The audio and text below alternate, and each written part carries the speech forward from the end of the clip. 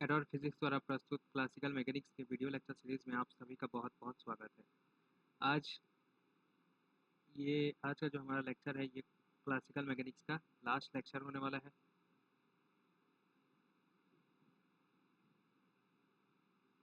आज का जो लेक्चर है ये क्लासिकल मैकेनिक्स का हमारा लास्ट लेक्चर होने वाला है।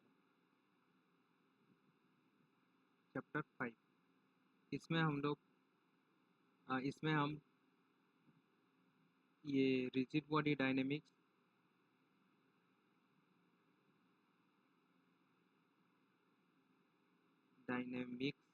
और रोटेटिंग फ्रेम के बारे में पढ़ने वाले हैं। रोटेटिंग फ्रेम में जो चीज़ें हैं वो किस तरह से जो है वो चेंज होते हैं, इसके बारे में हम लोग देखेंगे। ये जो है जनरली आप इसके बारे में बीएससी फर्स्ट ईयर में की क्लास में जो है वो पढ़ते हैं। ठीक है, सबसे पहले देख लेते हैं कि फ्रेम ऑफ रेफरेंस क्या होता है। ये सब के बारे में आप लोग जो है वो पहले की क्लासेस में जो है वो पढ़ चुके होंगे। फ्रेम ऑफ रेफरेंस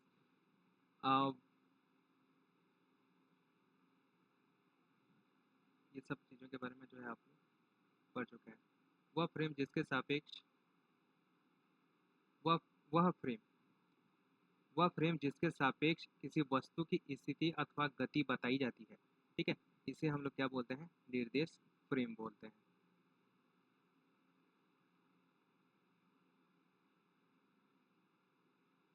और हम लोग क्या मानते हैं कि जो निर्देश फ्रेम होता है किसी दृढ़ वस्तु से जुड़ा हुआ होता है, ये जो है ये हम लोग मानते हैं। ठीक है, और फिर उस निर्देश फ्रेम में जो है किसी और वस्तु का जो भी है स्थिति या उसकी गति के बारे में जो है हम लोग अध्ययन करते हैं।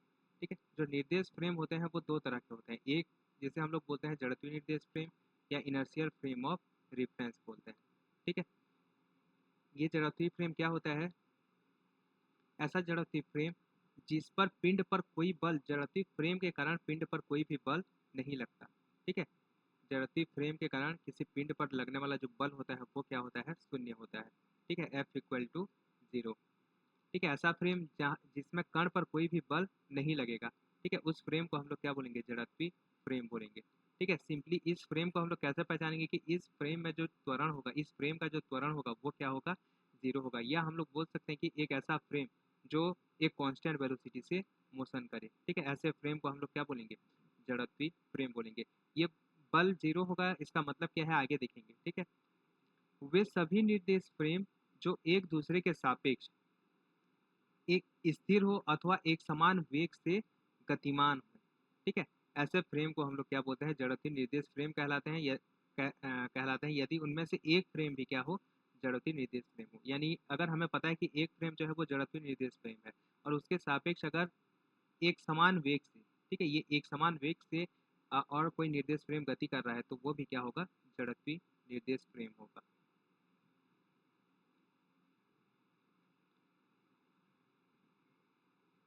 सभी निर्देश फ्रेम जो होते हैं वो जड़त्व के जो नियम होते हैं, ठीक है, वैधता की दृष्टि से पूर्णतः समतुल्य होते हैं सभी जड़त्वीय निर्देश फ्रेम में। ठीक है, इसके बाद गैलीलियन ट्रांसफॉर्मेशन हम लोग लॉरेंस ट्रांसफॉर्मेशन के लिए देखे थे। वो किसके लिए था? रिलेटिविस्टिक वेलोसिटी के लिए था। ठीक है, जब भी जो है वो लगभग लगभग सी के बराबर हो। और ये किसके लिए होता है? जब भी जो है वो बहुत ही ज़्यादा कम हो, किसके कंपेरिजन में? सी के कंपेरिजन में। तब जो है वो चीज़ें किस तरह से चेंज होती हैं।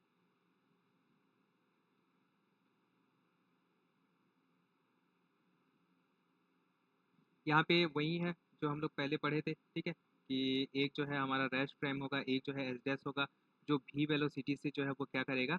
मोशन करेगा। ठीक है, तो किसी समय पश्चात इसका जो डिस्प्लेसमेंट है वो क्या आ जाएगा? वी टी आ जाएगा। और इसी के अकॉर्डिंग जो है हम लोग ट्रांसफॉर्मेशन करते हैं कि जो एक्स डैश होगा वो क्या होगा? एक्स माइनस वी टी होगा। ठीक है, वाई जो है वो चेंज नहीं होगा क्योंकि वाई डायरेक्शन में मोशन नहीं हो रहा है। और जेड भी चेंज नहीं होगा। और यहाँ पे एक चीज़ ये बोला गया था गैलीलियन के द्वारा जो कि रिलेटिविस्टिक केस में गलत हो जाता है। वो क्या था? टाइम। टाइम भी जो है वो दोनों रेफरेंस फ्रेम में चेंज नहीं होगा। ठीक है, ये था गैलीलियन ट्रांसफॉर्मेशन। ठीक है, और गैलीलियन ट्रांसफॉर्मेशन में हम लोग जो पोजीशन वेक्टर है उसे इस तरह से लिखते हैं। जबकि आपको वहाँ पे याद हो तो ये जो कोऑर्डिनेट है वहाँ यहाँ पे जो है वो सी टी आ जाता है। ठीक है,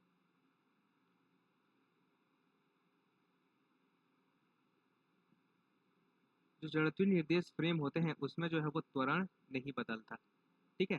जबकि ये वेलोसिटी देखो, एक क्वेश्चन भी हम लोग सॉल्व किए थे कि वेलोसिटी जो है वो कांस्टेंट रहता है कि नहीं रहता, तो वेलोसिटी जो है वो कांस्टेंट नहीं रहता। ये जो वेलोसिटी है वो क्या हो जाता है, चेंज हो जाता है। ठीक है, ये जो है मूविंग फ्रेम में वेलोसिटी है, ये रेस्ट फ्रेम में वेलोसिटी है, और ये वो वेलोसिटी है जिससे फ्रेम जो है वो मोशन कर रहा है। ठीक है, तब यहाँ पे वेलोसिटी जो है वो क्या हो जाता है, चेंज हो जाता है।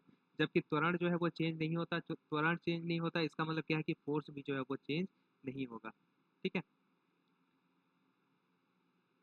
समय भी जो है वो चेंज नहीं होता। ठीक है, और क्या चेंज नहीं होता, लंबाई भी जो है वो चेंज नहीं होता। गैलीलियन रूपांतरण के अंतर्गत लंबाई, दो बिंदुओं के बीच की दूरी जो है वो क्या रहती है, निश्चल रहती है। डिस्प्लेसमेंट जो है वो क्या रहता है, इनवेरिएंट रहता है। ठीक है, समय में परिवर्तन, किसी भी दो घटना के लिए जो है वो समय में परिवर्तन भी चेंज नहीं होता। जबकि जब हम लोग लॉरेंस ट्रांसफॉर्मेशन में जाते हैं तब ये चीज़ें जो है वो चेंज हो जाती हैं। ठीक है, विज्ञान के मूल नियम सभी जो है जड़त्वीय निर्देश फ्रेम में एक समान होते हैं। ठीक है, सभी निर्देश फ्रेम में जो है वो एक समान रूप से लागू होते हैं। देखो, इसमें जो क्वेश्चन आता है ना वो कॉन्सेप्चुअल बेस ही आता है, छोटे छोटे कॉन्सेप्ट पे बेस्ड आता है। ठीक है, ये ट्रांसफॉर्मेशन कब है, अगर वो एक पार्टिकुलर डायरेक्शन में वेलोसिटी ना करके, ठीक है, वो एक वो इस तरह से अगर मोशन कर रहा है, ठीक है, तब इसे हम लोग क्या बोलेंगे, इस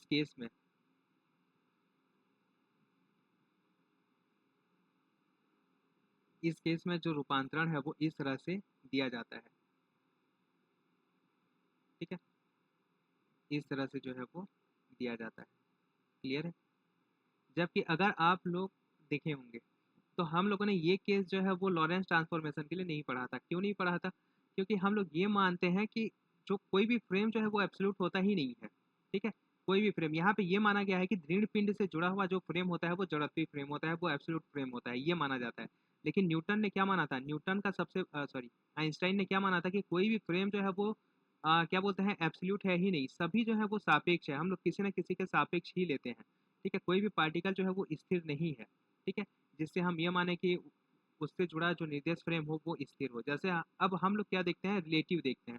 ठीक है, हम लोग अर्थ पे बैठे हुए हैं, इसीलिए क्या होता है कि ये अर्थ मोशन कर रहा है तो हम लोग भी अर्थ के साथ मोशन कर रहे हैं, दोनों का स्पीड जो है वो सेम है, इसीलिए हमें लगता है कि ये जो चीज़ें हैं वो स्थिर हैं। ठीक है, लेकिन एक्चुअल में ऐसा नहीं होता, अर्थ के साथ हम लोग भी जो है वो घूम रहे हैं। ठीक है, तो इसीलिए कोई भी चीज़ को हम लोग एब्सोल्यूट नहीं ले सकते। इसीलिए क्या बोलना चाहिए कि वेलोसिटी जो है इस डायरेक्शन में है, ये बोलने का कोई मतलब ही नहीं है। हम लोग जो फ्रेम लेंगे वो इसी डायरेक्शन में लेंगे। ठीक है, आइंस्टाइन ने ये माना था कि जिस भी डायरेक्शन में पार्टिकल मोशन कर रहा होगा उसी डायरेक्शन में जो है हम लोग एक फ्रेम ले लेंगे, क्योंकि फ्रेम के लिए जो है वो कोई प्रतिबंध नहीं है। ठीक है, फ्रेम जो है वो अनंत फ्रेम है, और हम लोग किसी भी डायरेक्शन में कोई भी फ्रेम जो है वो ले सकते हैं। ठीक है, क्योंकि कोई भी सापेक्ष नहीं है, आखिर लेना तो हमें निरपेक्ष फ्रेम ही है, सॉरी सापेक्ष फ्रेम ही है। इसीलिए जो है कोई भी कांस्टेंट, कोई फ्रेम जो है वो कांस्टेंट नहीं था, लेकिन यहाँ पे जो है दृढ़ पिंड से जुड़ा हुआ जो फ्रेम है उसे क्या माना जाता है, कांस्टेंट माना जाता है।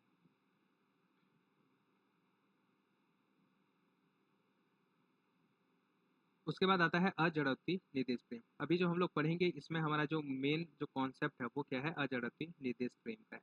ठीक है, अजड़त्वी निर्देश फ्रेम और छद्म बल या non inertial frame of reference और फिक्टिशियस फोर्स। सभी त्वरित या घूर्णी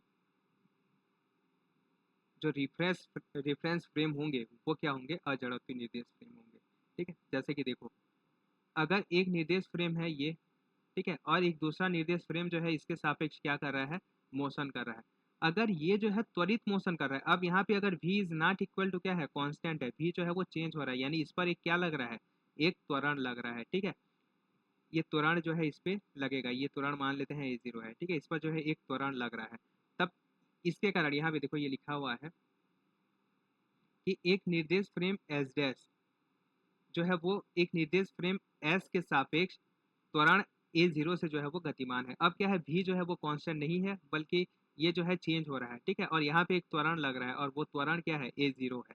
ठीक है, वह कण जो s के सापेक्ष स्थिर है, अगर कोई कण है जो s के सापेक्ष स्थिर है, ठीक है, अथवा एक समान वेग से गतिमान है, वो S dash frame S dash के सापेक्ष एक त्वरण का अनुभव करेगा। ठीक है, मतलब अब जो है उस पर एक क्या लगेगा, त्वरण लगेगा। ठीक है, और कभी भी किसी भी पार्टिकल पे अगर त्वरण लगता है, त्वरण है मतलब क्या होगा, त्वरण है और उसका द्रव्यमान है, तब उस पर क्या लगेगा, एक बल भी लगेगा, ठीक है, एक बल भी लगेगा। इसी को हम लोग बोलते हैं छद्म बल। त्वरण से गतिमान है तो इस पर एक क्या लगेगा, एक बल लगेगा माइनस ma0, और ये हमेशा जो है वो त्वरण के अपोजिट डायरेक्शन में लगेगा, माइनस a0 क्या बोलना चाहिए, एक बल लगेगा। और इसी को हम लोग क्या बोलते हैं, छद्म बल या फिक्टिशियस फोर्स बोलते हैं, जो वास्तविक में नहीं होता, ठीक है, बल्कि निर्देश फ्रेम के सापेक्ष त्वरण के कारण जो है वो प्रेक्षित होता है। क्योंकि जो हमारा निर्देश फ्रेम है वो, उसमें जो है वो त्वरण पहले से है, इसीलिए हमें लगता है कि ये इसमें जो है वो बल लग रहा है, लेकिन वास्तव में जो है यह बल नहीं होता, ठीक है। इसीलिए इसे हम लोग क्या बोलते हैं, छद्म बल बोलते हैं, ठीक है। छद्म बल की दिशा निर्देश फ्रेम के सापेक्ष त्वरण की दिशा के विपरीत होती है, ये याद रखेंगे। छद्म बल की जो दिशा होगी वो त्वरण की दिशा के ठीक विपरीत होती है, ठीक है। और क्योंकि यहाँ पे बल लगता है, इसीलिए यहाँ पे जो है वो न्यूटन का नियम जो है वो लागू नहीं होगा, खासकर न्यूटन का जो है वो द्वितीय नियम, वो यहाँ पे लागू नहीं होगा। इसीलिए इसे हम लोग बोलते हैं अजड़त्वीय निर्देश फ्रेम। आप लोग इसका एक डेफिनेशन ये भी पढ़ते होंगे कि वो वो फ्रेम जहाँ पे न्यूटन के गति के नियम लागू होते हैं, और खासकर न्यूटन के गति का दूसरा नियम लागू होता है, उसे हम लोग बोलते हैं जड़त्वीय निर्देश फ्रेम। और जहाँ पे लागू नहीं होता उसे हम लोग बोलते हैं अजड़त्वीय निर्देश फ्रेम। क्यों? क्योंकि यहाँ पे एक बल लगता है, ठीक है। यहाँ पे सिर्फ निर्देश फ्रेम के कारण, मोशन के कारण नहीं, पार्टिकल के मोशन के कारण नहीं, बल्कि निर्देश फ्रेम के कारण जो है एक बल लगता है, ठीक है। इसी को हम लोग क्या बोलते हैं, छद्म बल। अगर हम लोग वो निर्देश फ्रेम नहीं लेते तब इस पर जो है कोई बल नहीं लगता, ठीक है। इसीलिए इसे हम लोग क्या बोलते हैं, छद्म बल बोलते हैं।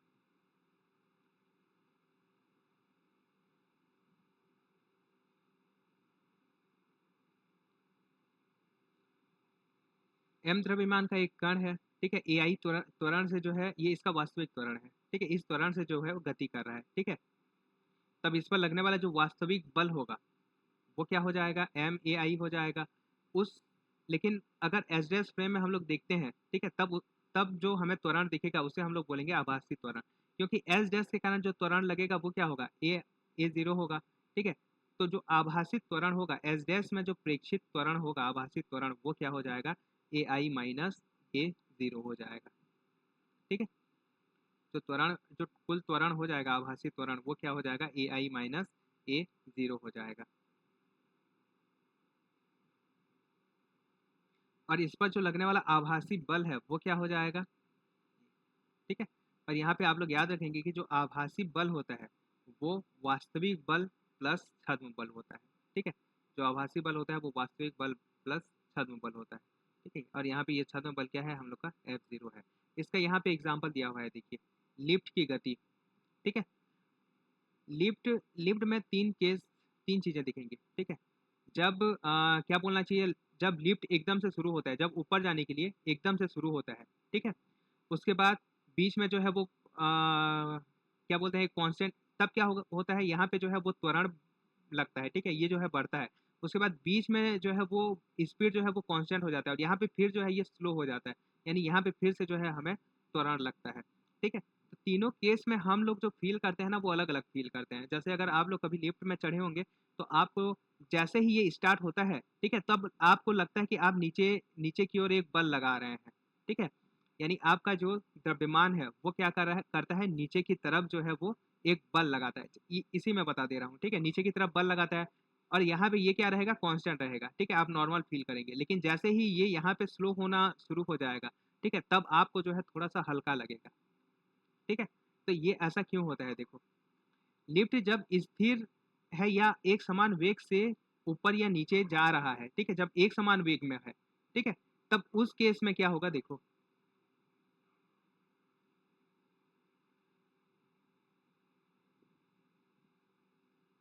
एक समान वेग से जो है गति कर रहा है, तब उसके फर्श पर खड़े एम द्रव्यमान के मनुष्य का जो भार mg है वो नीचे की तरफ कार्य करेगा, तथा वास्तविक भार mg तथा छद्म बल जो है वो शून्य होगा। क्यों? क्योंकि यहाँ पे कोई त्वरण ही नहीं है, तो कोई छद्म बल ही नहीं होगा, ठीक है। लेकिन सेकेंड केस देखो, सेकेंड केस में क्या होता है, यदि लिफ्ट जो है वो एक समान त्वरण से क्या हो रहा है, ऊपर जा रहा है, अगर लिफ्ट जो है वो ऊपर जा रहा है तब इस पर जो है छद्म बल कहाँ लगेगा, इस पर लगने वाला जो छद्म बल है, ठीक है, इस पर जो छद्म बल है वो नीचे की तरफ लगेगा, ठीक है। यानी कि ये देखो हमारा भार mg भी नीचे की तरफ और ये जो छद्म बल है ये भी नीचे की तरफ लगेगा। यानी कि जो कुल बल है, ठीक है, कुल बल क्या हो जाएगा, mg ma हो जाएगा। इसीलिए हमें क्या लगता है कि हमारा जो भार है वो बढ़ गया है, ठीक है। आभासी भार जो होगा वो वास्तविक भार से क्या होगा, अधिक प्रतीत होगा, ठीक है। यदि लिफ्ट एक समान त्वरण a से नीचे की ओर जा रहा है, अगर लिफ्ट जो है वो एक समान त्वरण से नीचे की ओर जा रहा है या ऊपर में स्लो होता है, दोनों केस में ये आएगा, ठीक है। अगर वो नीचे की तरफ जा रहा है तब क्या होगा, देखो जब वो नीचे की तरफ जाएगा तब एक मंदन बल लगेगा, ठीक है, या फिर जब ये ऊपर जब स्लो रुकने वाला होगा तब भी जो है एक मंदन बल लगेगा। और इस केस में देखो जो हमारा भार है, क्योंकि नीचे की तरफ जा रहा है तो भार तो हमारा नीचे की तरफ हमेशा रहेगा, लेकिन ये जो छद्म बल है अब ये ऊपर की तरफ लगेगा, ठीक है। यानी mg और ma का जो डायरेक्शन है वो अपोजिट हो जाएगा, mga, इसीलिए हमें क्या लगता है, ये जो है हल्का लगता है। उस केस में हमारा भार जो है वो कम प्रतीत होता है हमें, ठीक है। और इस केस में जो मनुष्य का आभासी भार है वो उसके वास्तविक भार से कम प्रतीत होता है, ठीक है। तो ये था छद्म बल का एक बहुत ही अच्छा एग्जाम्पल। अब देखते हैं ये जो एक समान घूर्णन करता हुआ फ्रेम है ये भी एक क्या होता है, अजड़त्वी फ्रेम होता है, ठीक है। अब इसमें हम लोग देखते हैं अजड़त्वी फ्रेम में मतलब इसमें जो है चीज़ें किस तरह से बदलती हैं। यहाँ पे मान लेते हैं कि हमारा जो है एक एस डैश है जो ये जेड अक्ष के सापेक्ष जो है वो घूम रहा है, ठीक है। इस केस में इसका जो ट्रांसफॉर्मेशन है, कोऑर्डिनेट ट्रांसफॉर्मेशन ये इस टाइप से देंगे, ये अगर आपको याद हो तो ये रोटेशन मैट्रिक्स ही है, ठीक है। इस केस में जो है वेग और त्वरण हम लोग कैसे निकालेंगे, ठीक है। तो यहाँ पे देखो ये जो आई है, यहाँ पे ये जो आर है ये रोटेटिंग फ्रेम के लिए है, ठीक है। और ये आई जो है वो इनर्शियल फ्रेम यानी कि जो स्थिर है उसके लिए है, ठीक है। यहाँ पे जो दोनों में जो पोजीशन होगा, पोजीशन यहाँ पे देखो, ये जो पोजीशन है पी का पोजीशन, क्योंकि इन दोनों का जो सेंटर है वो सेंटर जो है वो संपाती है, एक ही जगह में है, ठीक है। तो ये जो दूरी होगा, ये दूरी क्या होगा, बराबर होगा, ठीक है, दोनों के लिए इनर्शियल फ्रेम में भी और ये रोटेटिंग फ्रेम में भी, दोनों में जो है इसका जो क्या बोलना चाहिए, दूरी है, ठीक है, वो क्या होगा, इक्वल होगा, ये याद रखेंगे, दूरी जो है वो इक्वल हो जाएगा। अगर इसका हम लोग वेलोसिटी निकालें तो वेलोसिटी जो है वो चेंज हो जाता है, ठीक है। और velocity D R by D T, rotating frame में जो वेलोसिटी है वो किसके बराबर होगा, D R by D T initial frame minus omega cross vector R के बराबर होगा, ठीक है। इसी को हम लोग क्या लिख सकते हैं, जो भी है वो क्या आ जाएगा, V R plus omega cross vector R. अब यहाँ पे ये जो क्वांटिटी है ना ये एक ऑपरेटर होता है, ठीक है। यहाँ पे अगर हम लोग वेक्टर आर को हटा दें यहाँ से तो ये डी बाई डी टी किसमें, इनर्शियल फ्रेम में, equal to D by D T rotating frame plus vector omega. और यहाँ पे हम लोग जो भी चीज़ रखेंगे, जैसे यहाँ पे ए रखते हैं वेक्टर ए, तो यहाँ पे भी वेक्टर ए आ जाएगा और यहाँ पे भी क्रॉस रहेगा ये, और यहाँ पे ये वेक्टर ए आ जाएगा, ठीक है।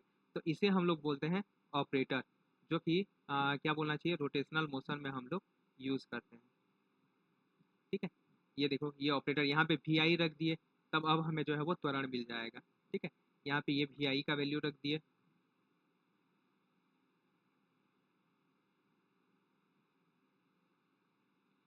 ठीक है। और ये वैल्यू जब हम लोग रख के इसे सॉल्व करेंगे, ठीक, यहाँ लास्ट में देखो, तो जो त्वरण का जो एक्सप्रेशन आएगा ये आपको याद रखना है। जो त्वरण का जो एक्सप्रेशन आएगा किस में, ये इनर्शियल फ्रेम में जो त्वरण है वो रोटेटिंग फ्रेम में त्वरण plus two omega omega cross V R plus omega cross vector R, ये हो जाएगा, ठीक है।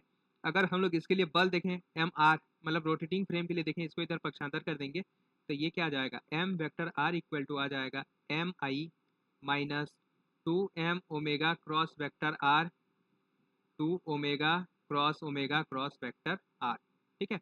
और एफ आर का जो वैल्यू है वो क्या आ जाएगा, F I plus F zero, ठीक है। जहाँ पे ये जो बल है ये वास्तविक बल है और ये जो बल है ये छद्म बल है, यानी कि यहाँ पे जो छद्म बल है उसके दो कंपोनेंट है, ठीक है। ये जो छद्म और ये पूरे दोनों को मिला के हम लोग क्या बोलते हैं, छद्म बल बोलते हैं। अब इस छद्म बल के जो है वो दो कंपोनेंट है, क्या क्या, इस कंपोनेंट का जो है वो वैल्यू देख लेते हैं। ठीक है, छद्म बल के जो है वो दो कंपोनेंट है। जो पहला कंपोनेंट होता है -2m omega cross vector R, ये फॉर्मूला आप लोग याद रखेंगे। इसी को हम लोग बोलते हैं कोलियोरिस बल। ठीक है, इसे क्या बोलेंगे, कोलियोरिस बल बोलेंगे, जो किसी घूर्णन करते हुए फ्रेम पे लगता है। ठीक है, और किसमें, मूविंग पार्टिकल में। यहाँ पे देखो, इस यहाँ पे कंडीशन देखो, यदि फ्रेम के सापेक्ष कण का वेग जो है वो शून्य है, अगर वेलोसिटी शून्य है, तब उस पर लगने वाला जो कोलियोरिस फोर्स होगा वो क्या होगा, जीरो होगा। यानी कि कोलियोरिस फोर्स सिर्फ और सिर्फ किस पे लगता है, मूविंग पार्टिकल पे ही लगता है। अगर कोई पार्टिकल स्थिर है तब उस पर कोई भी जो है वो छद्म बल नहीं लगेगा। ठीक है, भी शून्य है तो कोई भी कोलियोरिस बल जो है वो नहीं लगेगा। ठीक है, कोलियोरिस बल नहीं लगेगा, उसमें छद्म बल लगेगा। क्यों, क्योंकि ये दूसरा कंपोनेंट जो है वो वेलोसिटी पे डिपेंड नहीं करता, लेकिन उसमें कोलियोरिस बल जो है वो नहीं लगेगा। ठीक है, यदि घूर्णन फ्रेम तथा कोणीय फ्रेम वी आर के समांतर हो। ठीक है, अगर ओमेगा और वी आर जो है वो समांतर हो, यानी इनके बीच में जो एंगल हो वो क्या हो, जीरो हो, और ये क्रॉस प्रोडक्ट है यानी साइन थीटा आएगा, यानी साइन जीरो का वैल्यू जीरो हो जाएगा, इसीलिए इस केस में ये जीरो हो जाएगा। अतः कोई भी कोलियोरिस बल नहीं लगेगा। दो चीजें आप लोग याद रखेंगे, अगर वेलोसिटी नहीं कर रहा है तब भी कोरियोलिस बल जीरो होगा, अगर वेलोसिटी कर रहा है और वो ओमेगा के समांतर है, ठीक है, जैसे जेड डायरेक्शन में घूम रहा है तो जेड डायरेक्शन के अगर समांतर है तब भी उस पर जो है कोई भी कोलियोलिस बल नहीं लगेगा। ठीक है, और यदि ये जो है परस्पर लंबवत हैं तब इस पर जो है कोलियोलिस बल का मान जो है वो अधिकतम होगा, और ये अधिकतम मान कितना होगा, -2m omega are we are. ठीक है, तो ये होता है हमारा कोलियोलिस फोर्स, ये इंपॉर्टेंट है। ठीक है, कोलियोरिस फोर्स से रिलेटेड जो है वो क्वेश्चन पूछ चुका है। इसके बाद आता है हमारा अब केंद्रीय बल या सेंट्रीफ्यूगल फोर्स। अच्छा, मैं ना वहाँ पे जब सेंट्रल फोर्स हम लोग पढ़ रहे थे ना तो उसे सेंट्रीफ्यूगल फोर्स लिखा था, वो सेंट्रीफ्यूगल नहीं सेंट्रीपिटल होता है। ठीक है, ये इसमें बहुत कन्फ्यूज़न हो जाता है मेरे को, अब केंद्रीय और अभी केंद्रीय में। ठीक है, तो ये सेंट्रीफ्यूगल नहीं था, वो सेंट्रीपिटल था। ठीक है, अभी केंद्रीय बल, और इसे हम लोग बोलते हैं अब केंद्रीय बल। इसका जो वैल्यू है ये हो जाएगा -m omega cross vector R. ठीक है, जिसकी दिशा सदैव त्रिज्या के अनुदिश बाहर की ओर होती है। ठीक है, इसकी जो दिशा होगी हमेशा जो है वो त्रिज्या के अनुदिश बाहर की ओर होगा।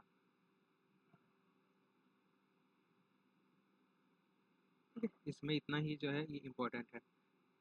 अब केंद्रीय बल जो है ये होता है, और अभी अब केंद्रीय बल जो है ये इस टाइप से हम लोग लिखते हैं।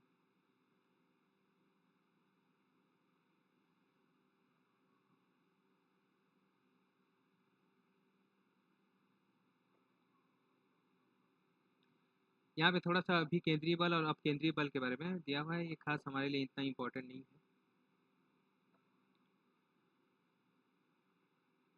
ये देखो, ये जो अपकेंद्रीय बल है वो अंदर की तरफ लगता है, जबकि अभी केंद्रीय बल जो है वो बाहर की तरफ लगता है। ये सॉरी, अपकेंद्रीय बल जो है वो बाहर की तरफ लगता है। ये इसके एग्जाम्पल दिए गए हैं। अब उसके बाद देखते हैं, ये थोड़ा सा हमारे लिए इम्पोर्टेंट है, कोलियोरिस बल के अनुप्रयोग। ठीक है, कोलियोरिस बल के जो है वो क्या क्या एप्लीकेशन है।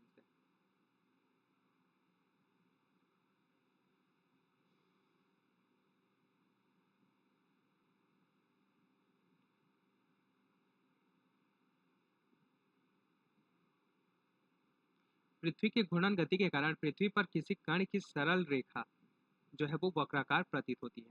ठीक है, पृथ्वी के घूर्णन के कारण जो है कोई कण है, अगर वो सरल रेखा में गति कर रहा है, ठीक है, तब उसकी गति रेखीय प्रतीत ना होकर कैसी प्रतीत होती है, वक्राकार प्रतीत होती है। जैसे कोई रॉकेट वगैरह लॉन्च किया जाता है तब आप लोग उसका क्या बोलते हैं, उसे देखे होंगे, तो ऐसा लगता है कि वो जो है पैराबोलिक पाथ या वक्राकार पथ पे जो है वो मोशन कर रहा है। ठीक है, लेकिन ऐसा नहीं होता, वो जो है सरल रेखीय गति ही कर रहा होता है, बाकी हमारा जो अर्थ है वो क्या कर रहा है, घूम रहा है, इसीलिए वो हमें ऐसा दिखाई देता है। ठीक है, इसका कारण यह है कि पृथ्वी उत्तरी गोलार्ध में गति करते कण को कोलियोरिस बल दक्षिणावर्त विक्षेपित कर देता है। ठीक है, ये हमें किस दिशा में विक्षेपित दिखेगा, अगर कोई जो है ऊर्ध्वाधर ऊपर की तरफ गति कर रहा है, ठीक है, उत्तरी अर्ध गोलार्ध में है, यानी ऊपर की तरफ है, ठीक है, तब कोलियोरिस बल जो है उसे दक्षिणावर्त विक्षेपित कर देगा, ठीक है, उसे जो है दक्षिणावर्त जो है वो विक्षेपित कर देगा। और दक्षिणी अर्ध गोलार्ध में, अगर वो दक्षिणी और अर्ध गोलार्ध में, नॉर्दर्न स्फीयर में है, ठीक है, तब ये क्या होगा, इसे जो है वो वामावर्त विक्षेपित कर देगा। इसका मतलब ये है, देखो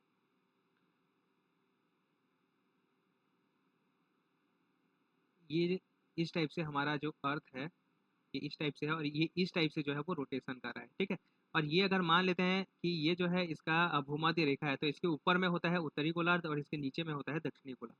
अगर पार्टिकल उत्तरी गोलार्ध में है, ठीक है, तब वो क्या करेगा, इसे जो है दक्षिणावर्त यानी कि एंटी क्लॉकवाइज जो है वो विक्षेपित कर देगा, यानी कि ये इसी डायरेक्शन में जो है वो विक्षेपित होता हुआ दिखाई देगा। जबकि अगर वो दक्षिणी गोलार्ध में है तो ये जो है क्लॉकवाइज डायरेक्शन में जो है वो इसे विक्षेपित कर देगा, ठीक है, क्लॉकवाइज डायरेक्शन में जो है इसे विक्षेपित करेगा, ये याद रखेंगे, ठीक है। अगर उत्तरी गोलार्ध में है तो इसे दक्षिणावर्त विक्षेपित करेगा, और अगर दक्षिणी गोलार्ध में है तो इसे वामावर्त, ठीक है, दोनों का अपोजिट। उत्तरी गोलार्ध में है तो दक्षिणावर्त विक्षेपित करेगा, और दक्षिणी गोलार्ध में है तो वामावर्त विक्षेपित करेगा, ये याद रखेंगे। कभी कभी इससे रिलेटेड जो है वो स्टेटमेंट बेस्ड क्वेश्चन पूछ देता है। यही कारण है कि उत्तरी गोलार्ध में जो बहने वाली नदियां होती हैं, ठीक है, वो दाएं किनारों पर जो है वो अपर्दन करती हैं, जबकि दक्षिणी गोलार्ध में बहने वाली नदियां जो है वो बाएं किनारों पर अपर्दन करती हैं, ठीक है, ये याद रखेंगे। दक्षिणी गोलार्ध में बहने वाली नदियां बाएं किनारों पर अपर्दन करती हैं, जबकि उत्तरी गोलार्ध में बहने वाली नदियां जो है वो दाएं किनारों पर अपर्दन करती हैं। किस लिए ऐसा होता है, ये जो है कोलियोरिस फोर्स के कारण होता है। पृथ्वी के वायुमंडल में पाए जाने वाले विभिन्न चक्रों, ठीक है, विंड साइकिल, विभिन्न जो चक्र होते हैं, वायु का जो चक्र होता है, ठीक है, ये ये भी किससे बनता है, कोलियोरिस फोर्स के कारण जो है हमें देखने को मिलता है, ठीक है। अब देखते हैं घूर्णन गति के कारण किसी अक्षांश पर क्षैतिज गतिमान कण पर लगने वाला बल, और ऊपर से सीधा गिरते हुए किसी कण पर जो है वो किस तरह से बल लगेगा।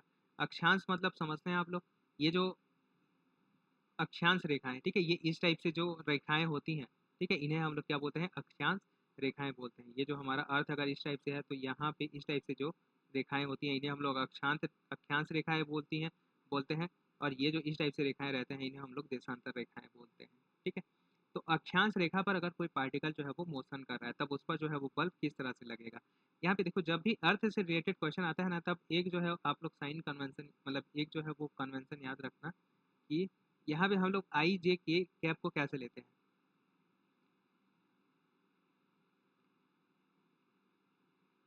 हमारा जो अर्थ है वो इस डायरेक्शन में मोशन कर रहा है, ठीक है, इस डायरेक्शन में हमारा अर्थ जो है वो मोशन कर रहा है, इसे हम लोग आई कैप लेंगे, ठीक है। उत्तर की ओर ये जे कैप लेंगे, और ये ऊर्ध्वाधर ऊपर की ओर ये क्या लेते हैं हम लोग, के कैप लेते हैं। अर्थ से सीधा सीधा बाहर ये क्या होगा, के कैप होगा, ठीक है, ये इस टाइप से। अगर यहाँ पे कोई पार्टिकल है जो आई कैप जे कैप, मतलब यहाँ पे जो है इस टाइप से कोई पार्टिकल मोशन कर रहा है, ठीक है, V R equal to V X I cap plus V Y J cap, तब इस पर जो लगने वाला कोलियोरिस फोर्स है वो क्या बोलते हैं, ये इस पर जो है कोलियोरिस फोर्स लगेगा। अब कोलियोरिस फोर्स भी जो है वो दो तरह का लगेगा, एक जो है वो क्या होगा, क्षैतिज घटक होगा, और एक जो है वो ऊर्ध्वाधर घटक होगा, ठीक है। क्षैतिज घटक ये इस टाइप, इसका मैग्नीट्यूड ये होगा, ठीक है, और जो ऊर्ध्वाधर घटक होगा उसका मैग्नीट्यूड ये होगा, ठीक है। ये दो दो जो है वो बल लगेगा, याद रखना, एक जो बल है वो इसी डायरेक्शन में लगेगा, और एक जो बल है इसके, ये जो बल है इसके लंबवत, ठीक है, इस डायरेक्शन में कहीं पे जो है ये लगेगा, ठीक है। तो ये होता है हमारा कोलियोरिस बल, ठीक है। अगर पार्टिकल जो है वो ऊर्ध्वाधर, सॉरी, क्षैतिज जो है वो मोशन कर रहा है, यानी अर्थ के सरफेस में ही अगर मोशन कर रहा है, जैसे कोई ट्रेन है मोशन कर रहा है, ठीक है, तब उस पर जो है वो बल कितना लगेगा, ठीक है। तो ये सब चीज़ें जो है यहाँ पे, ये लैम्डा याद रखेंगे, ये जो लैम्डा है ये है हमारा अक्षांश जो है, ये मतलब जो अक्षांश, कितने अक्षांश पे वो कण जो है वो क्षैतिज गति कर रहा है, ठीक है, उस अक्षांश का मान है। अगर ये भूमध्य रेखा पर दिया है तब इसका वैल्यू आप लोग क्या ले लेंगे, जीरो ले लेंगे, ठीक है, इसका वैल्यू जीरो ले लेंगे तो क्षैतिज घटक जो है वो जीरो हो जाएगा, इसमें सिर्फ ऊर्ध्वाधर घटक रहेगा। अच्छा, इसके लिए 90 होता है क्या? नहीं, 0 ही होगा। ठीक है, इसके लिए जो एक घटक है वो क्या हो जाएगा? 0 हो जाएगा भूमध्य रेखा के लिए। भूमध्य रेखा के लिए जो है ये वैल्यू 0 हो जाएगा।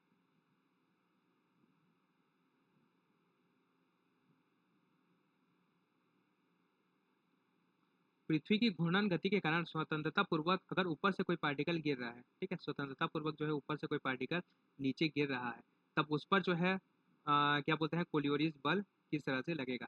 यहाँ पे ये कोलियोरिस बल का फॉर्मूला है। यहाँ पे अगर हम लोग वैल्यू रख के इसे सॉल्व करेंगे तब ये हमें मिलेगा 2m ओमेगा कॉस लैम्डा भी आर। ठीक है, ये वैल्यू मिलेगा। और ये बल जो है वो कहाँ लगे? आई कैप डायरेक्शन में लग रहा है, यानी कि ये जो है पूर्व की ओर लगेगा। ये आप लोग याद रखेंगे। अगर ऊर्ध्वाधर ऊपर से कोई पार्टिकल गिर रहा है, ठीक है, तब उस पर जो बल है वो किस दिशा में लगेगा? पूर्व दिशा में लगेगा। ठीक है, उस पर जो त्वरण है वो भी पूर्व दिशा में होगा, उस पर जो लगने वाला बल है वो भी क्या होगा? पूर्व दिशा में होगा। उसका मैग्नीट्यूड कितना होगा? 2m ओमेगा कॉस लैम्डा भी आर। ठीक है, और उसका वो कितना दूरी गिरेगा, ठीक है, कितने मतलब उसका विस्थापन कितना होगा। ठीक है, तो इसका विस्थापन होगा ये। हम लोग जहाँ चाहते थे वहाँ ना गिर के ये जो है कुछ विस्थापित दूरी पर गिरेगा, और वो जो विस्थापन है वो क्या हो जाएगा? ये हो जाएगा। ठीक है, तो ये था हमारा कोलियोरिस बल के बारे में।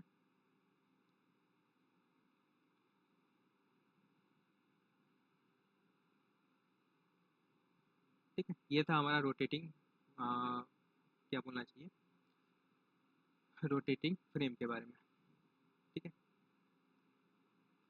इसके बाद नेक्स्ट हम लोग देखते हैं रिजिड बॉडी डायनेमिक्स।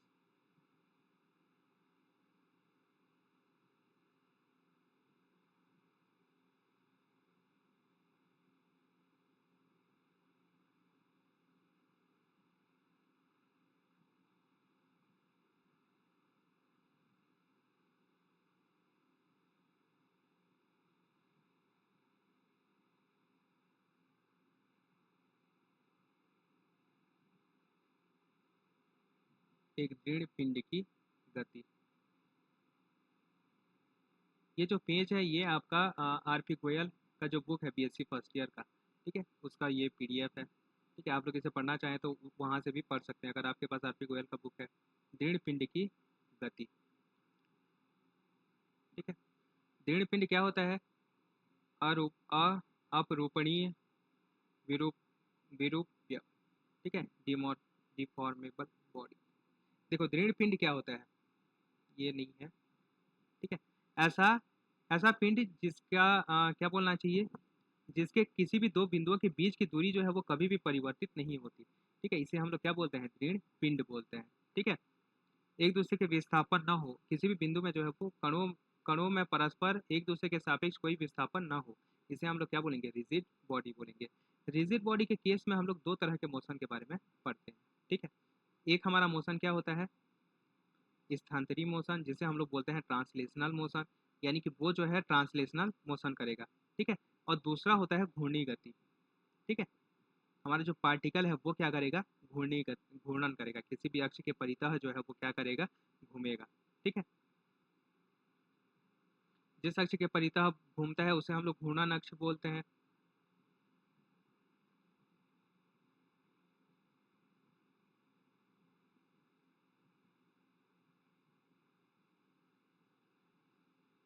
ठीक है, अब देखो घूर्णन गति के बारे में। अगर कोई पिंड जो है वो घूर्णन गति कर रहा है, ठीक है, तब क्या होगा? उसका एक कोणीय वेग होगा। कोणीय वेग क्या होता है? एक कोणीय विस्थापन होगा। ठीक है, किसी समय पश्चात जो है उसमें थोड़ा सा डिस्प्लेसमेंट होगा ये।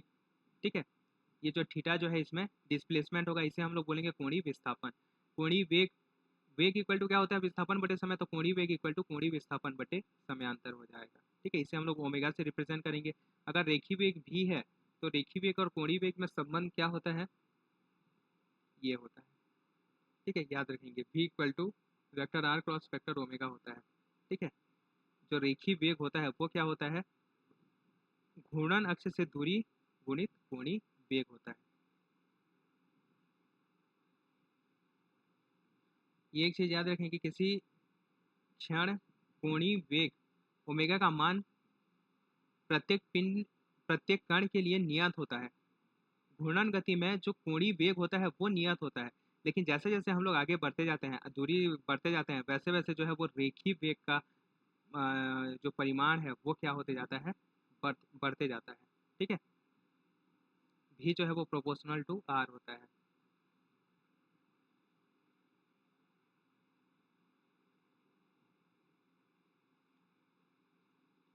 घूर्णन गति के समय कोणीय वेग परिवर्तन की दर को कोणीय त्वरण कहते हैं। ठीक है, जैसे रेखीय त्वरण था, ऐसे ही यहाँ पे क्या होगा, कोणीय त्वरण, कोणीय वेग में परिवर्तन की दर को, ठीक है, D omega by D T. ठीक है, इसे कोणीय त्वरण को हम लोग क्या बोलेंगे, D omega by D T. और ओमेगा इक्वल टू क्या होता है, D theta by D T होता है, या इसे हम लोग थीटा डॉट भी लिखते हैं।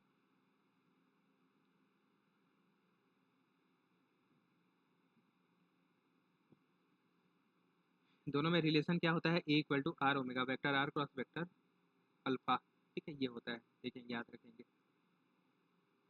जैसे गति के इक्वेशन थे ना, सेम टू सेम यहाँ पे घूर्णन गति के लिए भी जो है वो इक्वेशन हमें देखने को मिलता है।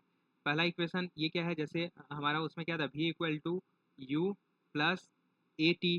ठीक है, सेम जो है ये यहाँ पे देखने को मिलता है हमें। घूर्णन गति में जो सबसे इम्पोर्टेंट पॉइंट है हमारा वो है जड़त्व आघूर्ण। ठीक है, मूवमेंट ऑफ इनर्शिया।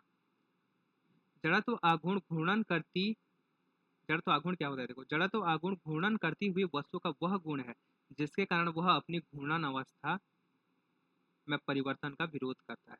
ठीक है, जैसे जड़त्व आघूर्ण होता है, मास के कारण जो है वो जड़त्व हमें देखने को मिलता है। ठीक है, और जड़त्व के कारण वो अपनी अवस्था में परिवर्तन का विरोध करता है। अगर वो गति में है तो गति में रहना चाहता है, और वो अगर स्थिर है तो स्थिर रहना चाहता है, सेम ऐसे ही। ठीक है, जड़त्व आघूर्ण जो होता है वो क्या करता है, घूर्णन करती हुई वस्तु का वह गुण है जो उसके अपनी घूर्णन अवस्था का क्या करता है, विरोध करता है। ठीक है, किसी कण का घूर्णन अक्ष के परितः जड़त्व आघूर्ण क्या होता है, उस कण का द्रव्यमान गुणित कण का घूर्णन अक्ष से लंबवत दूरी के वर्ग के गुणनफल के बराबर होता है। ठीक है, आई इक्वल टू क्या होता है, एम आर का स्क्वायर। ठीक है, ये याद रखेंगे कि आई इक्वल टू क्या होता है, एम आर का स्क्वायर। किसी पिंड के लिए, अगर एक कण के लिए है ये, ठीक है, किसी पिंड के लिए निकालेंगे जिसमें बहुत सारे कण हैं, M1 M2 M3 इस टाइप से, तो सभी जो सभी के जड़त्व आघूर्ण को क्या कर देंगे, ऐड कर देंगे। आई इक्वल टू होता है समेशन ऑफ एम आर का स्क्वायर। ठीक है, किसी पिंड का किसी घूर्णन अक्ष के परितः जड़त्व आघूर्ण उस पिंड के प्रत्येक कण के द्रव्यमान तथा उसके घूर्णन अक्ष के से लंबवत दूरी के वर्ग के गुणनफल के योग के बराबर होता है। ठीक है, जड़त्व आघूर्ण जो है वो दो कारकों पर निर्भर करता है, एक तो पिंड का द्रव्यमान और दूसरा जो है वो द्रव्यमान वितरण, घूर्णन अक्ष के सापेक्ष द्रव्यमान वितरण पर। पिंड की आकृति और आकार बदलने पर जो है उसका जड़त्व आघूर्ण जो है वो बदल जाता है। भले ही द्रव्यमान जो है वो सेम हो, लेकिन अगर उसका आकृति आकार बदल गया, आगे देखेंगे हम लोग अलग अलग आकृति के लिए, तब उसका जो जड़त्व आघूर्ण है वो भी क्या हो जाएगा, बदल जाएगा।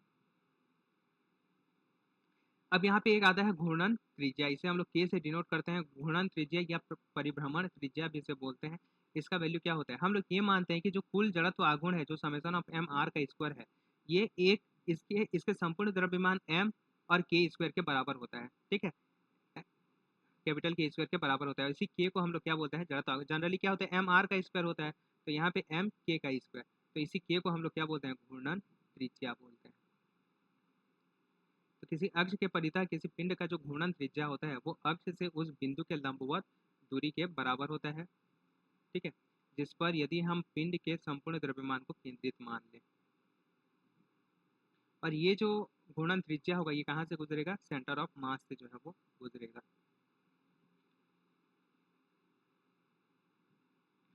इसके बाद एक टर्म आता है घूर्णन गतिज ऊर्जा, रोटेशनल काइनेटिक एनर्जी। ठीक है, रोटेशनल काइनेटिक एनर्जी हमारा होता है आई ओमेगा का स्क्वायर। ठीक है, जड़त्व आघूर्ण गुणित जो वेलोसिटी है उसका वर्ग।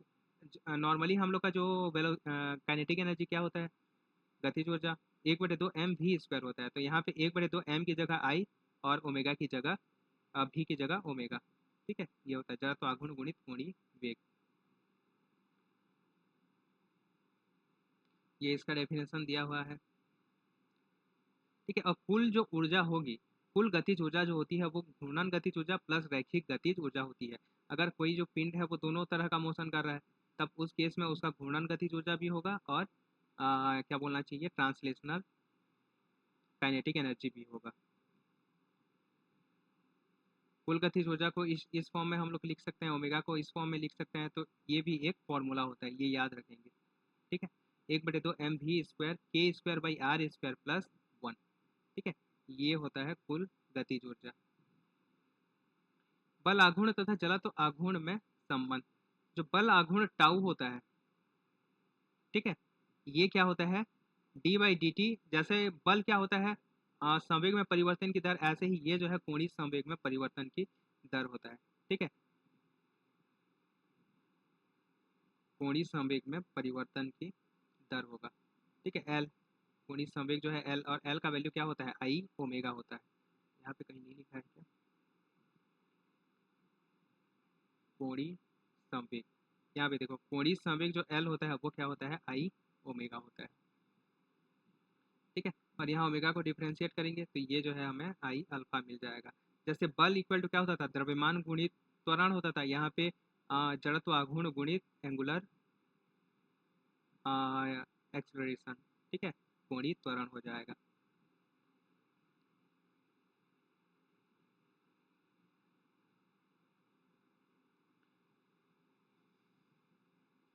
उसके बाद कोणीय संवेग और घूर्णन गतिज ऊर्जा में संबंध। ठीक है, अगर हम लोग जो गतिज ऊर्जा है उसे कोणीय संवेग के टर्म में लिखना चाहें तो ये क्या हो जाएगा, L²/2I। अगर आप रिलेट कर पा रहे होंगे तो गतिज ऊर्जा मोमेंटम के टर्म में क्या होता है, P²/2I, P²/2I होता है। तो यहाँ पे सेम L²/2I। आगे मैं आप लोग को एक चीज़ बताऊंगा कि M को जो है हम लोग I से हमेशा रिप्लेस कर देंगे। इसके बाद आता है कोणीय संवेग संरक्षण का नियम। जैसे रेखीय संवेग संरक्षण का नियम होता है, अगर बल 0 हो तब रेखीय संवेग जो है वो नियत रहता है। यहाँ पे क्या हो जाएगा, अगर हमारा बल आघूर्ण 0 हो, टाउ इक्वल टू 0 हो, तब एल जो है वो क्या हो जाएगा, नियतांक हो जाएगा। यदि किसी कण पर लगने वाला बाह्य बल आघूर्ण 0 होता है तो कण का कोणीय संवेग नियत रहता है। किसी अक्ष के परितः घूम रहे किसी पिंड पर यदि बाह्य बल आघूर्ण 0 हो तो पिंड का जो कोणीय संवेग है वो नियत रहता है। ठीक है, L iota omega equal to constant हो जाएगा। ये कुछ चीज़ें हैं, आप लोग पढ़ सकते हैं इसे।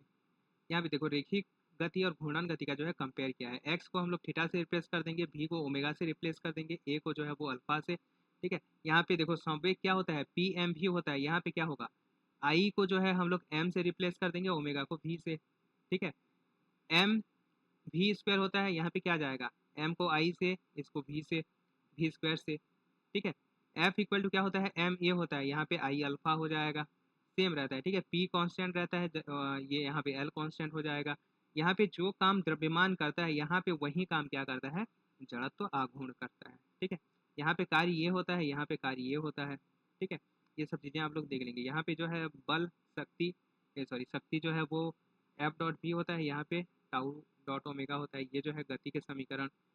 जड़त्व आघूर्ण का भौतिक महत्व, इसमें एक चीज आप लोग याद रखेंगे कि जड़त्व जड़त्व या द्रव्यमान का जो रैखिक गति में जो महत्व होता है वही महत्व जो है वो जड़त्व आघूर्ण का किस में होता है, घूर्णन गति में होता है।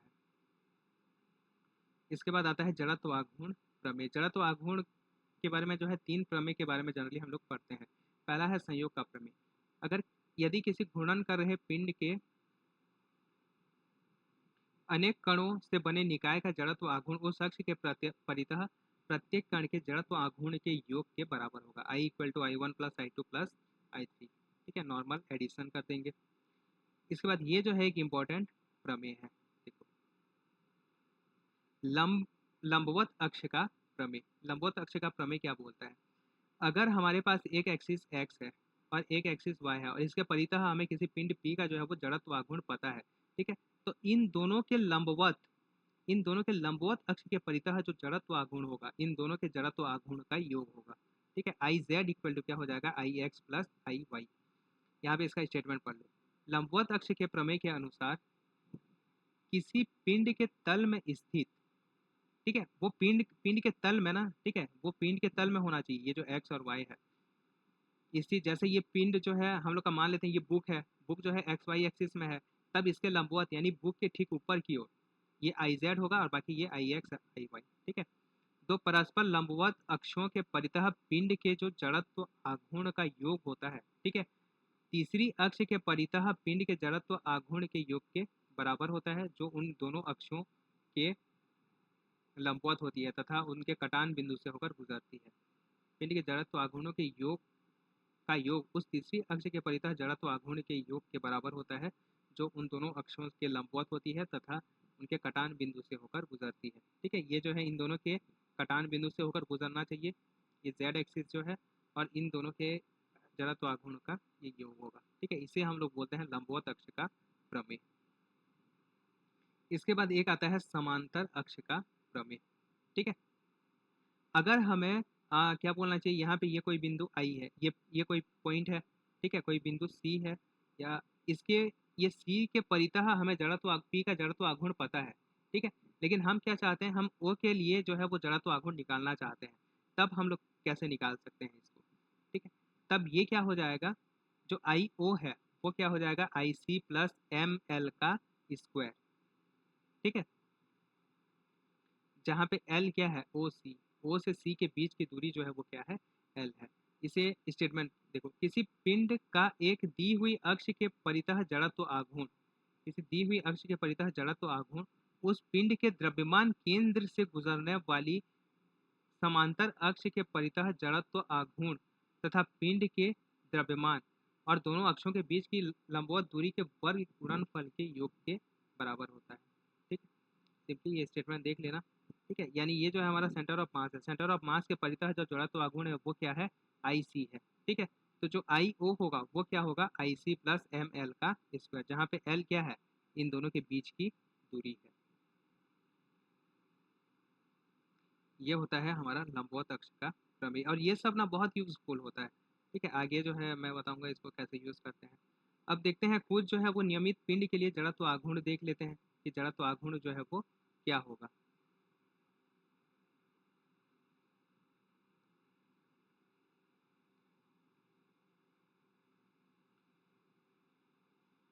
एक समान पतली छड़ का जड़त्व आघूर्ण।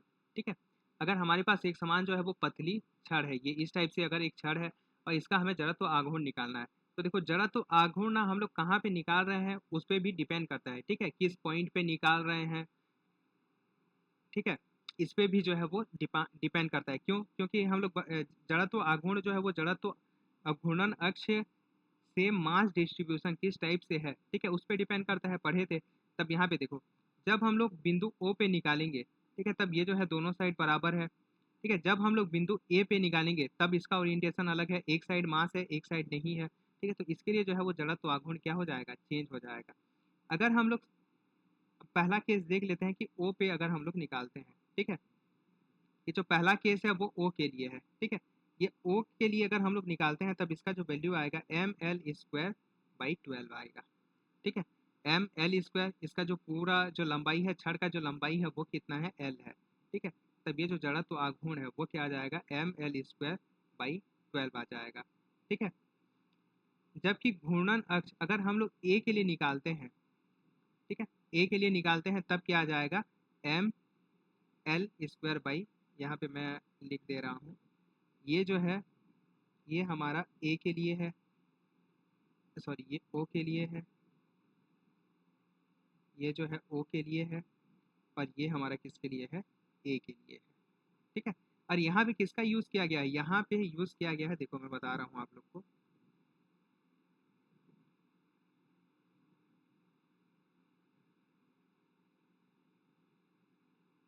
यहाँ पे देखो, ये हमारा सेंटर ऑफ मास है। ठीक है, अब इसके परितः जो है हम लोग जड़त्व आघूर्ण निकाल लिए, कितना है, एम एल स्क्वायर बाई 12। ठीक है, इसके लिए जड़त्व आघूर्ण हमें पता है। अब देखो, अब यहाँ से अगर L बाई 2 दूरी पर हम लोग जड़त्व आघूर्ण निकालना चाहते हैं तब हम लोग किसका यूज़ करेंगे, समांतर अक्ष के प्रमेय का यूज़ करेंगे, क्योंकि ये जो अक्ष होगा ये भी ठीक इसके समांतर होगा। ठीक है, और इन दोनों के बीच की दूरी क्या होगा, L बाई 2 होगा।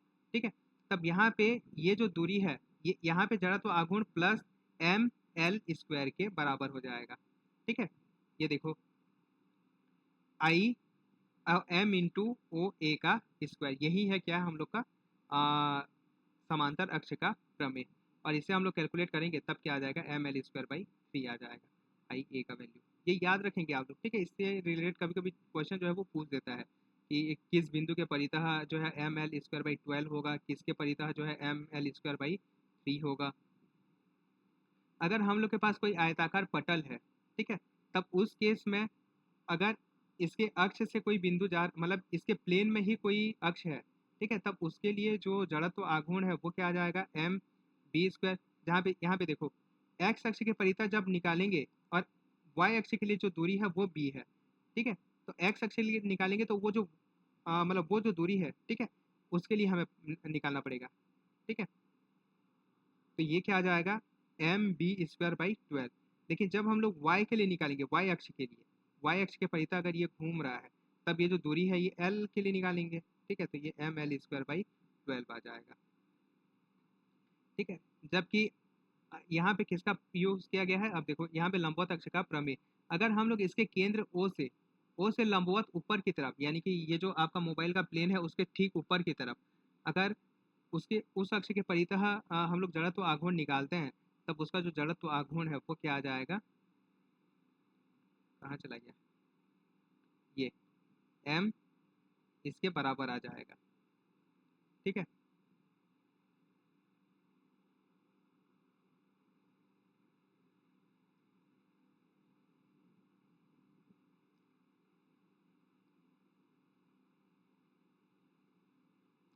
और अगर इसके छोर के एक बिंदु से निकालते हैं, ठीक है, एक छोर से निकालते हैं, यहाँ पे देखो b ये है,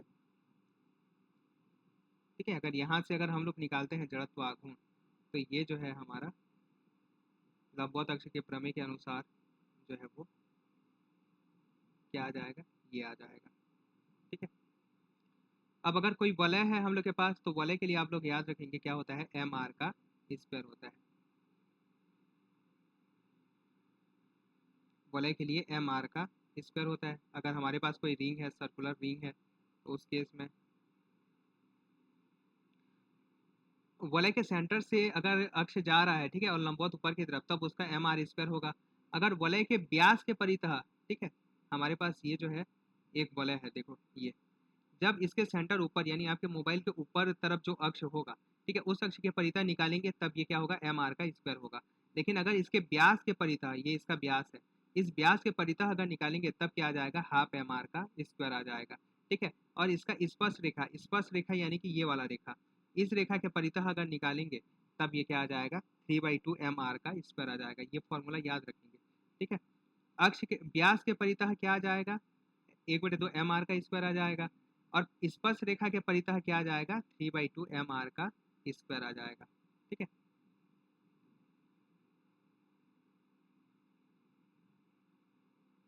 एक चक्ति यानी कि ये जो है इसका एक इनर रेडियस होगा और एक जो है वो आउटर रेडियस होगा, ठीक है। तो इसके लिए जो क्या बोलना चाहिए, जड़त्व आघूर्ण है, तो सॉरी चक्ति यानी कि डिस्क, ठीक है। डिस्क यानी कि ये जो है पूरा रिंग ना होगा, ये क्या होगा, पूरा डिस्क होगा, ठीक है। तो इस केस में जो सेंटर से लंबवत अक्ष के लिए जो है वो 1/2 एम आर का स्क्वायर आ जाएगा, ठीक है। डायमीटर के अलॉन्ग, ये जो डायमीटर है इसके अलॉन्ग अगर लेंगे तो क्या आ जाएगा, एम आर स्क्वायर बाई 4 आ जाएगा, ठीक है। और स्पर्श रेखा के अलॉन्ग जो है ये 5/4 एम आर का स्क्वायर आ जाएगा।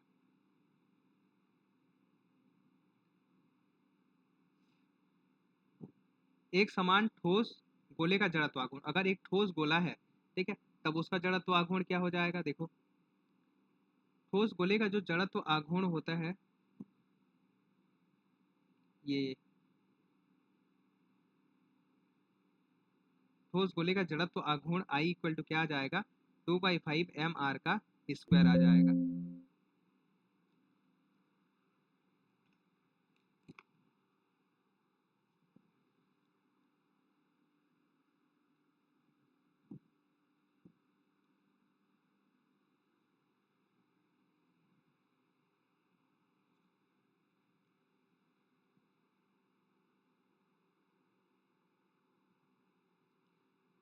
गोले गोले के लिए क्या आ जाएगा, उसके केंद्र से गुजरती हुई अक्ष के लिए जो है वो 2/5 एम आर का स्क्वायर आ जाएगा।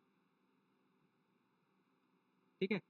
जबकि क्या बोलना चाहिए, स्पर्श रेखा के परितः यानी बाहर किसी स्पर्श रेखा के परितः जो है वो 7/5 mr का स्क्वायर आ जाएगा। ये फॉर्मूला भी याद रखेंगे। अगर गोलीय कोई खोल है, खोखला गोला है, ठीक है, तब उसके लिए जो है जड़त्व आघूर्ण क्या आ जाएगा, 2/3 mr का स्क्वायर आ जाएगा। वहाँ पे 2/5 आया था, यहाँ पे क्या आ जाएगा, 2/3 mr का स्क्वायर आ जाएगा। और आ, उसके व्यास के सॉरी स्पर्श रेखा के परितः जो है वो 2/5 mr का स्क्वायर आ जाएगा।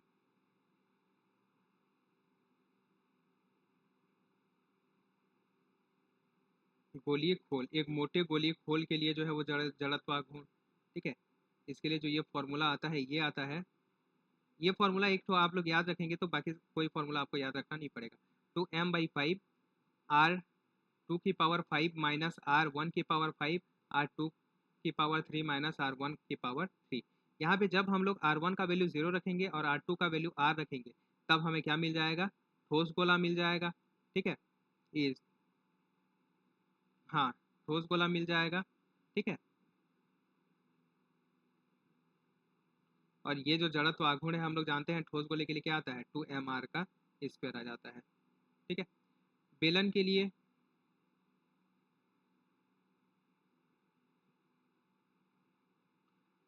भी क्या आता है, 1/2 mr का स्क्वायर। यहाँ पे देखो ये उसके क्या बोलना चाहिए, क्या बोलना चाहिए, जो बेलन का जो लंबाई है उसके लंबवत अक्ष के परितः, ठीक है, ये इस अक्ष के परितः जो जड़त्व आघूर्ण होगा वो यहाँ पे एक छड़ के कारण और एक इसके कारण, दोनों के कारण जो होगा, एक वृत्त के कारण और एक छड़ के कारण, दोनों का जो है वो योग होगा। ठीक है, जबकि उसके अक्ष के परितः जो है वो क्या होगा, 1/2 mr का स्क्वायर, जो कि एक क्या बोलना चाहिए उसका होता है, क्या बोलना चाहिए, चक्ति का होता है सेम। ये एक समान क्या बोलते हैं, बेलनाकार खोल के लिए है। ठीक है, यहाँ पे भी ये जो वैल्यू है वो mr का स्क्वायर और l स्क्वायर, यहाँ पे दोनों के लिए, लंबाई के लिए अलग और क्या बोलना चाहिए, ये उसके वृत्तीय जो रिंग है उसके लिए। ठीक है, और खाली उसके अक्ष के परितः जो है वो रिंग जैसा, ठीक है, mr का स्क्वायर। ये कुछ चीज़ें हैं, देख लेंगे आप लोग।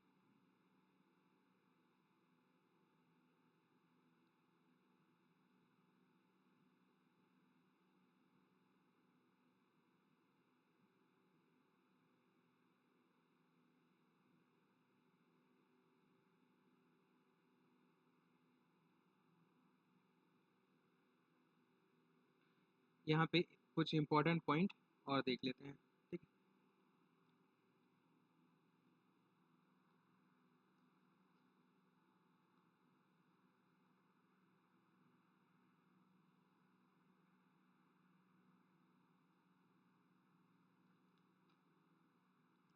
जो मोमेंट ऑफ इनर्शिया होता है हमारा, ये एक टेंसर क्वांटिटी होता है। ठीक है, टेंसर के बारे में हम लोग पढ़े थे, जैसे कि मैट्रिक्स। ठीक है, ये जो होता है क्या बोलना चाहिए, सेकेंड ऑर्डर टेंसर होता है।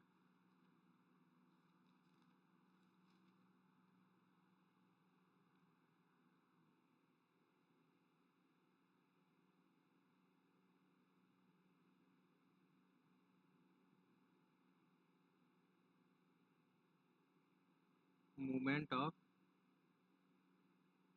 इनर्शिया टेंसर,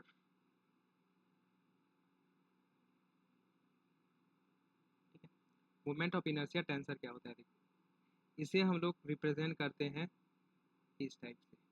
ठीक है, क्योंकि ये टेंसर क्वांटिटी होता है इसलिए ये दोनों साइड एरो होता है। और ये क्या होता है, एक मैट्रिक्स होता है, I X X, I X Y, I X Z, I X, I Y X, I Y Y और आई वाई जेड। ठीक है, ये होगा I Z X, I Z Y और आई जेड जेड। ठीक है, ये होता है हमारा मोमेंट ऑफ इनर्शिया टेंसर, जहाँ पे ये I X, I Y, I Z को हम लोग बोलते हैं प्रिंसिपल मोमेंट ऑफ इनर्शिया बोलते हैं। ठीक है, प्रिंसिपल मोमेंट ऑफ इनर्शिया बोलते हैं। और इसका वैल्यू क्या होता है, देखो I X I X equal to होता है समेसन ऑफ आई, अगर एक्स एक्स के लिए हम लोग निकाल रहे हैं, ठीक है, जैसे बहुत सारे पार्टिकल होंगे, यहाँ पे देखो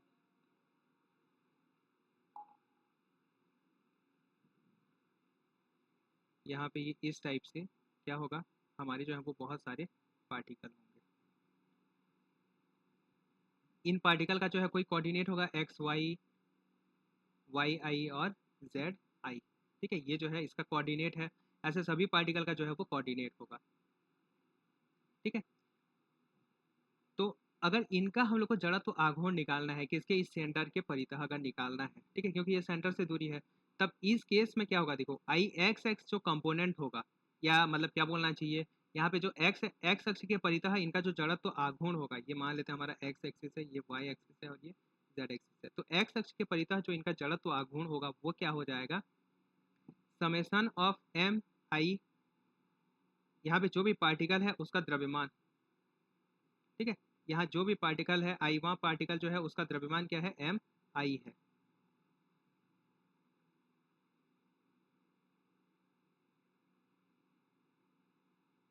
एम आई, और यहाँ एक्स कंपोनेंट निकालना है, तो वाई आई का स्क्वायर प्लस जेड आई का स्क्वायर, इसे हम लोग जोड़ देंगे, यहाँ भी जितने भी वाई आई जेड आई के कंपोनेंट है इनका स्क्वायर करके जब इनको जोड़ देंगे तब हमें आई एक्स एक्स का जो है वैल्यू मिल जाएगा, ठीक है। जबकि आई वाई वाई का वैल्यू क्या होगा, summation of I M I X I का स्क्वायर प्लस जेड आई का स्क्वायर हो जाएगा, ठीक है। जबकि आई जेड जेड का जो वैल्यू है वो क्या आ जाएगा, summation of I M I X I का स्क्वायर प्लस वाई आई का स्क्वायर, ठीक है। ये होता है, इसे हम लोग बोलते हैं प्रिंसिपल मोमेंट ऑफ इनर्शिया बोलते हैं।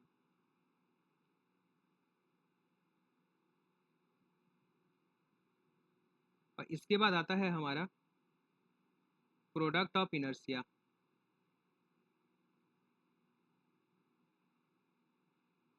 ठीक है, या इनर्शिया प्रोडक्ट बोलते हैं इसे, ठीक है। ये क्या होता है, ये जो बाकी कंपोनेंट है आई वाई एक्स, और ये जो होते हैं बराबर होते हैं, ठीक है, आई ये जो है साइमेट्रिक मैट्रिक्स होता है, आई वाई एक्स जो है वो आई एक्स वाई के बराबर होता है, और इसका वैल्यू क्या होता है, देखो इसका वैल्यू होता है minus summation of I M I X I Y I, ठीक है। जो भी कंपोनेंट हमें निकालना है उन दोनों कंपोनेंट को हम लोग क्या कर देंगे, मल्टीप्लाई कर देंगे, ठीक है। तो ये होता है प्रोडक्ट ऑफ इनर्शिया, ये आप बाकी फॉर्म जो है वो लिख लेंगे, ठीक है। इसे हम लोग बोलते हैं प्रिंसिपल मूवमेंट ऑफ इनर्शिया, इसे बोलते हैं हम लोग प्रोडक्ट ऑफ इनर्शिया। अब यहाँ पे देखो हम लोग बाकी चीज़ों को जो है वो इसके फॉर्म में कैसे लिख सकते हैं,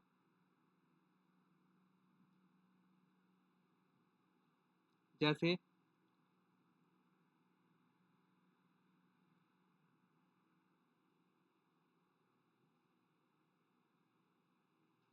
मोमेंट ऑफ इनर्शिया अगर हम लोग को किसी अक्ष के परितः निकालना है, ठीक है, मोमेंट ऑफ इनर्शिया किसी अक्ष एन कैप के परितः अगर हमें निकालना है, ठीक है, तब ये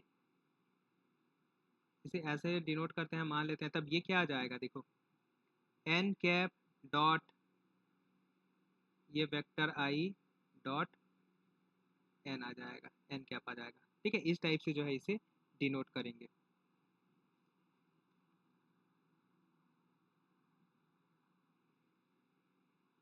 क्या बोलना चाहिए, काइनेटिक एनर्जी को कैसे रिप्रेजेंट करेंगे, लीनियर मोमेंटम को कैसे रिप्रेजेंट करेंगे, लीनियर मोमेंटम इक्वल टू क्या होता है, एल ओमेगा होता है, टेंसर क्वांटिटी में इसे हम लोग इस टाइप से लिखेंगे, ठीक है, डॉट वेक्टर ओमेगा।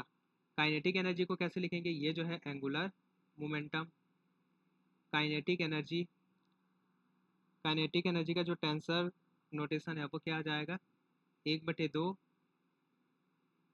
ओमेगा और वेक्टर ओमेगा, आई ओमेगा का स्क्वायर होता है, ठीक है। तो इसे हम लोग इस टाइप से लिखेंगे, ठीक है।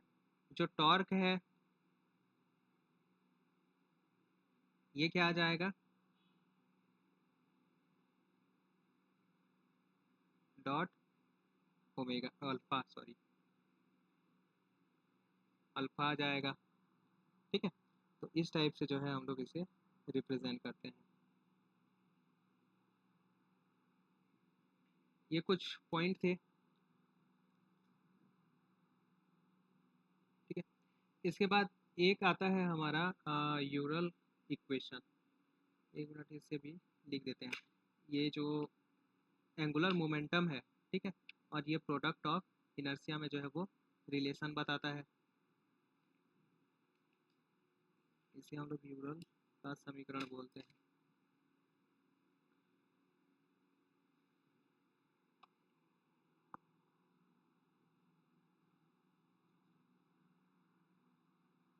ये यूरल का समीकरण देख लो।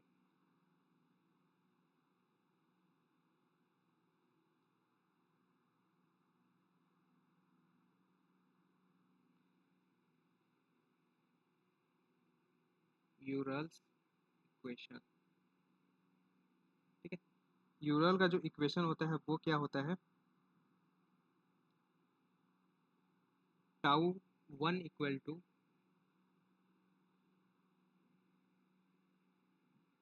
टाउ वन इक्वल टू क्या हो जाएगा, आई वन ओमेगा वन का dot plus I three minus I one, जहाँ पे ये आई वन आई थ्री जो है वो प्रिंसिपल मोमेंट ऑफ इनर्शिया है, ठीक है। ओमेगा टू और ये ओमेगा थ्री, ठीक है। टाउ टू इक्वल टू हो जाएगा out I two omega dot two plus यहाँ पे आ जाएगा I one minus I three, और यहाँ आ जाएगा omega three omega one. Tau three equal to क्या आ जाएगा, आई थ्री ओमेगा थ्री का डॉट प्लस थ्री के बाद यहाँ थ्री के पहले यहाँ पे क्या आता है टू माइनस आई वन, इस टाइप से, ठीक है। ये ओमेगा वन है, ओमेगा वन ओमेगा टू, ठीक है। तो ये होता है यूरल इक्वेशन, ठीक है। तो ये था आपका क्लासिकल मैकेनिक्स का कंप्लीट कोर्स, ठीक है। यहाँ पे बहुत सारी चीज़ें जो है हमसे छूट गई हैं, ठीक है, जो हमारे set exam point of view से बहुत ज़्यादा इंपॉर्टेंट नहीं है, ठीक है। बाकी मोस्ट ऑफ द चीज़ें जो है वो यहाँ पे कवर कर दी गई हैं, ठीक है। ये थ्योरी जो है क्लासिकल मैकेनिक्स के पॉइंट ऑफ व्यू से अगर हम लोग देखें तो थ्योरी जो है वो सफिशिएंट नहीं है, ठीक है। जैसे कुछ सब्जेक्ट होते हैं, जैसे इस सॉलिड स्टेट फिजिक्स हो गया आपका, ठीक है, थर्मोडायनेमिक्स हो गया, ठीक है, आपका इलेक्ट्रॉनिक्स हो गया, इलेक्ट्रॉनिक्स का डिजिटल इलेक्ट्रॉनिक्स, ठीक है। तो ये सब ना थ्योरी बेस्ड क्वेश्चन जो है वो पूछता है, लेकिन ना ये जो हमारा क्लासिकल मैकेनिक्स, क्वांटम मैकेनिक्स और ये सब चीज़ें जो है यहाँ पे ना क्वेश्चन मतलब यहाँ पे जो है आपको कॉपी पेन लिख के जो है वो सॉल्व करने वाला जो क्वेश्चन है वो उस टाइप से पूछता है, ठीक है।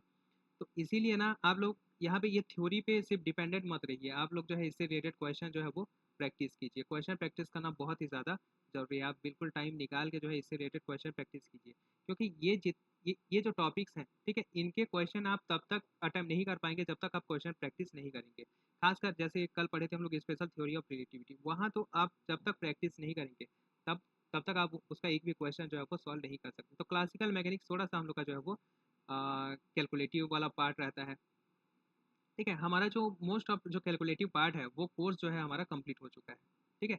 अब यहाँ से जो भी कोर्स है वो हम लोग का सिर्फ और सिर्फ क्या है, थियोरेटिकल है, ठीक है। पूरी तरह से जो है वो थ्योरी बेस्ड है, ठीक है। आप मान सकते हैं यहाँ से हमारा जो है वो 70% जो कोर्स है वो कंप्लीट हो चुका है, ठीक है।